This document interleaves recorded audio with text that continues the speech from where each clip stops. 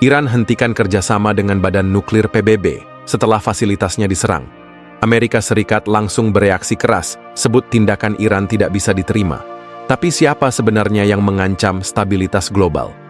Bagaimana negara yang tidak memiliki senjata nuklir justru terus dikepung sanksi dan tekanan?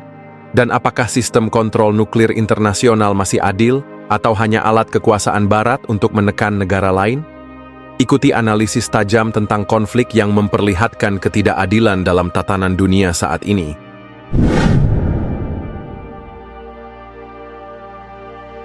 Sobat channel Kabar Langit, langkah Iran untuk menangguhkan kerjasama dengan Badan Energi Atom Internasional sejak 2 Juli 2025 tidak dapat dilepaskan dari konteks yang lebih luas, yakni serangan militer yang dilancarkan oleh Amerika Serikat dan Israel pada 22 Juni lalu terhadap beberapa fasilitas nuklir strategis di wilayah Teheran. Juru bicara Departemen Luar Negeri Amerika Serikat, Tammy Bruce, mengatakan bahwa tindakan Iran itu tidak bisa diterima. Namun, pertanyaan kritis yang harus diajukan adalah, apakah langkah-langkah militer ilegal yang dilakukan oleh negara-negara Barat terhadap infrastruktur sipil suatu negara berdaulat justru menjadi akar dari ketidakpercayaan ini? Serangan tersebut, meskipun tidak secara resmi diakui sebagai operasi penuh, telah menyebabkan rusaknya fasilitas pengayaan uranium dan mengganggu sistem pemantauan internasional yang selama ini beroperasi di dalamnya. Bagi Iran, ini bukan sekadar ancaman fisik, tetapi juga pelanggaran terhadap prinsip kedaulatan nasional yang diakui dalam hukum internasional. Dalam konteks ini, penolakan untuk bekerja sama dengan IAEA bukanlah keputusan impulsif, melainkan bentuk respons logis terhadap intervensi eksternal yang semakin agresif. Negara manapun yang mengalami gangguan langsung terhadap aset strategisnya akan memperketat akses asing sebagai upaya perlindungan diri.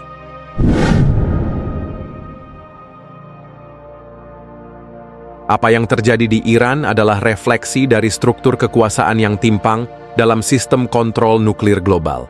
Lembaga seperti IAEA, meski secara formal independen, seringkali dianggap sebagai alat diplomasi yang digunakan oleh negara-negara Barat untuk menjaga dominasi geopolitik. Ini bukan hanya narasi yang disuarakan oleh Iran, tetapi juga oleh banyak negara berkembang yang mencurigai bahwa mekanisme inspeksi nuklir digunakan untuk membatasi kemajuan teknologi mereka, sementara negara-negara anggota Dewan Keamanan PBB dibiarkan memiliki senjata nuklir tanpa batas. Dalam pernyataannya, Amerika Serikat tampak sangat konsisten menempatkan diri sebagai penjaga moralitas nuklir dunia. Namun ironisnya, Washington sendiri telah lama menolak ratifikasi Traktat Larangan Uji Nuklir Komprehensif, CTBT, sebuah komitmen universal yang seharusnya menjadi dasar bagi semua negara yang ingin mempromosikan non-proliferasi. Di sisi lain, Teheran yang tidak memiliki senjata nuklir tetapi dituduh berpotensi mengembangkan teknologi yang sensitif, dikecam keras karena menutup akses inspektur. Kontradiksi ini semakin memperkuat argumen bahwa sistem pengawasan nuklir saat ini tidak adil dan cenderung diskriminatif.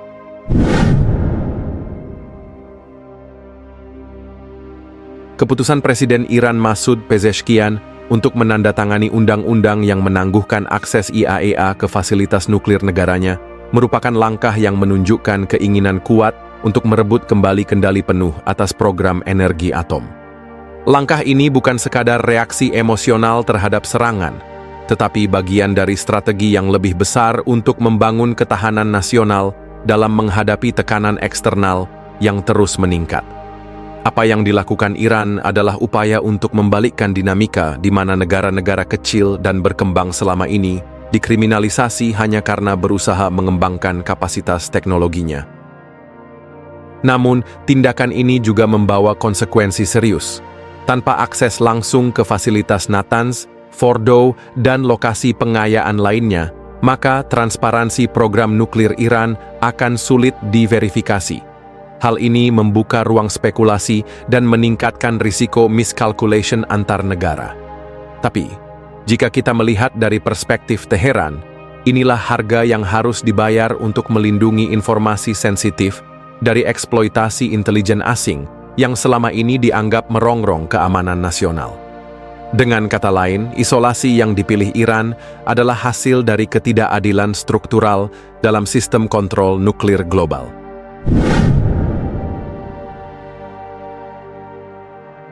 Saat ini, Uni Eropa dan beberapa negara Eropa tengah berupaya mempertahankan jalur dialog dengan Iran, berbeda dengan pendekatan keras yang diambil oleh Amerika Serikat.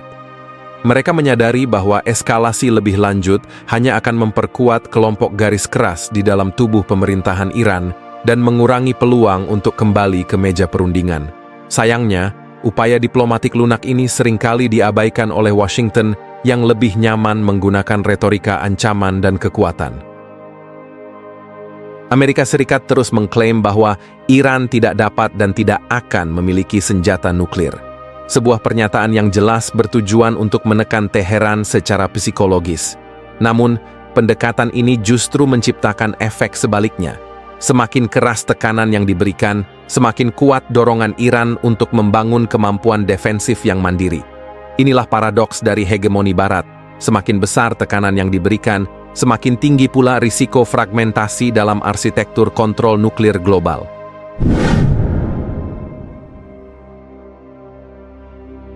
Krisis ini juga menempatkan IAEA dalam posisi yang semakin rentan. Sebagai lembaga yang bertugas menjaga stabilitas nuklir dunia, hilangnya akses ke salah satu negara yang paling dicurigai memiliki potensi nuklir menciptakan presiden buruk. Jika Iran berhasil mengisolasi diri dari pengawasan internasional tanpa konsekuensi signifikan, maka negara lain pun bisa mengambil langkah serupa.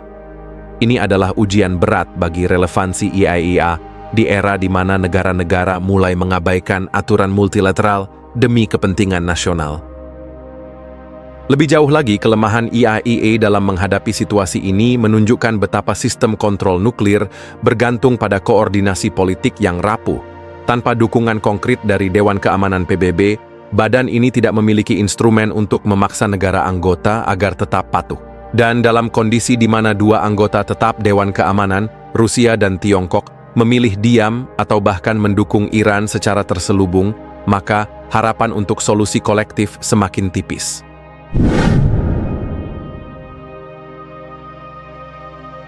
Bagi Iran, penangguhan kerjasama dengan IAEA adalah langkah berisiko tinggi namun rasional dalam konteks realpolitik. Ini adalah cara untuk menegaskan bahwa kedaulatan negara tidak boleh dikorbankan demi agenda yang diatur oleh aktor eksternal. Namun, jika tidak diimbangi dengan langkah-langkah transparansi alternatif, maka isolasi ini bisa memicu reaksi berantai yang lebih merugikan dalam jangka panjang. Di sisi lain, bagi Amerika Serikat dan negara-negara Barat, tantangan utamanya adalah memahami bahwa hegemoni ideologis dan militeristik tidak lagi cukup untuk mengendalikan dinamika global. Dunia sedang berubah, dan sistem kontrol nuklir harus direformasi agar lebih inklusif, adil, serta tidak diskriminatif. Jika tidak, maka kita sedang menuju masa depan di mana setiap negara berusaha melindungi diri dengan caranya sendiri. Dan itu adalah awal dari pergolakan nuklir yang tidak terkontrol. Sobat channel Kabar Langit, jika sistem kontrol nuklir dunia seharusnya menjaga keadilan dan transparansi, lalu mengapa negara-negara yang tidak memiliki senjata nuklir justru lebih banyak dibatasi dibandingkan negara adidaya yang terus memperluas arsenalnya? Anda setuju jika Iran berhak melindungi kedaulatannya dari tekanan eksternal? Lalu di mana batas intervensi internasional sebelum kita semua terjebak dalam konflik yang lebih besar? Sampaikan pendapat Anda di kolom komentar. Sampai jumpa.